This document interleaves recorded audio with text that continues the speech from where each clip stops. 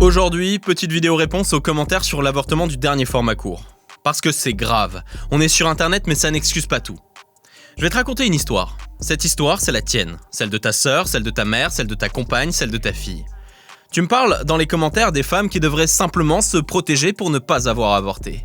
Et ça tombe bien, ta petite sœur a eu sa première fois hier. Un coup d'un soir, vite fait mal fait, le mec ne reviendra jamais. Le préservatif n'a pas craqué, tout a fonctionné, mais le gars en question ne savait pas que quand tu débandes, il faut tenir la capote sinon elle reste dedans. Dommage. Elle tombe enceinte et dommage, si elle avorte, elle prend 10 ans de tôle. Alors ça va toujours dans ta vie parce que la sienne elle est flinguée.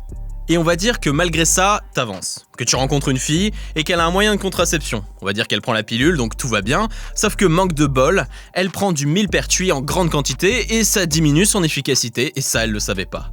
Toi, comme elle, vous êtes des étudiants, vous avez donc pas de thunes et elle décide d'avorter clandestinement sans rien te dire. Un coup de cintre dans la baignoire, ça tourne mal. Tu la retrouves qui se vide de son sang en direction les urgences et quand elle ira mieux, elle sera jugée pour tentative de meurtre. Parce que oui, aucun contraceptif n'est efficace à 100%. Et ce, même si c'est utilisé de la bonne façon. Alors imagine, pour ceux qui ne connaissent pas les petites nuances, comme les plantes qui réduisent l'efficacité, ou bien qu'un préservatif qui est resté dans ta poche trop longtemps devient poreux. Donc garde à l'esprit que la majorité des avortements sont dus à des défauts de contraception. 72% des personnes qui subissent une IVG sont sous contraceptif. Bref, revenons à notre histoire. Tu te retrouves avec ta nana blessée qui doit élever un gosse. Elle va sûrement partir en tôle et tu vas devoir gérer l'enfant tout seul. Mais rassure-toi, on te dit que c'est pas ta faute. C'est celle de ta femme qui a le devoir de gérer la contraception. C'est à elle de décider, les hommes eux, ils subissent parce que oui, c'est un commentaire qui a été publié. Je le cite et je le lis. Je souhaite que les femmes prennent leurs responsabilités en utilisant la contraception quand elles ne veulent pas d'enfants. Seules les femmes ont la capacité de donner la vie. C'est à elles d'ordonner l'utilisation d'un préservatif à chaque rapport vaginal. Et je rappelle que les hommes proposent, les femmes disposent, c'est-à-dire que c'est la femme qui choisit le mec avec qui elle couche, et pas l'inverse. Donc mesdames, choisissez mieux et vous n'aurez pas avorté. Donc, tu peux te rassurer, vu ce commentaire de merde, la vie est belle. Ce n'est pas de ta faute. T'as juste à assumer le gamin. Et attendre un peu que ta nana sorte de tôle. Ah, mais t'es un mec qui a vraiment pas de chance parce qu'elle sort effectivement de prison un peu plus tard, mais dommage, elle a été violée par un gardien. Et elle est donc retombée enceinte et tu vas devoir élever aussi ce second enfant à tes frais. Est-ce que tu vas l'aimer de toute ton âme, malgré le fait que quand tu le regardes dans les yeux, tu vois juste ta femme collée contre un mur, le maton entre ses cuisses, qui la force et elle qui crie impuissante. Et lui, tu vas lui dire qu'il a été conçu dans la douleur et dans la peur, et qu'il te fait souffrir à chaque instant de ta putain de vie. Tu crois qu'il va bien le vivre, le petit bout de chou ? Par contre, faut que tu m'expliques un truc. Dans les commentaires, tu me parles de chiffres. Mais elles sont où tes sources ? Parce que c'est facile de sortir des chiffres tirés du chapeau.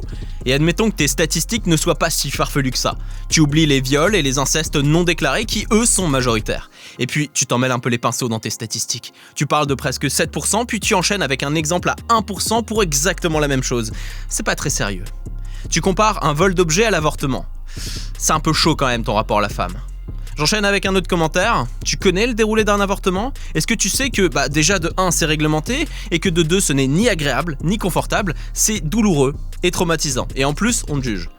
On a d'autres commentaires qui disent qu'il suffit de changer d'état pour avorter. C'est oublier qu'il faut pouvoir payer l'essence pour faire parfois des milliers de kilomètres et que l'avortement, il va devenir un commerce bien juteux pour les états d'à côté.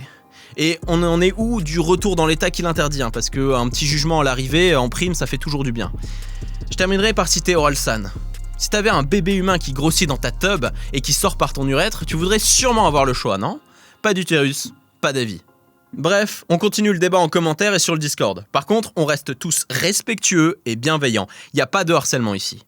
On va aussi enchaîner sur des vidéos sexualité parce que je remarque que certaines personnes n'ont pas conscience de pas mal de choses, notamment les contraceptifs qui ne sont pas efficaces à 100%. On va donc parler de gestion de risque, de la sexualité, en compagnie de Papa Solo, un TikToker de génie sur le sujet, tu peux aller voir ce qu'il fait. D'ici là, abonne-toi, partage la vidéo et souviens-toi, quelques minutes de ton temps peuvent éviter un avortement.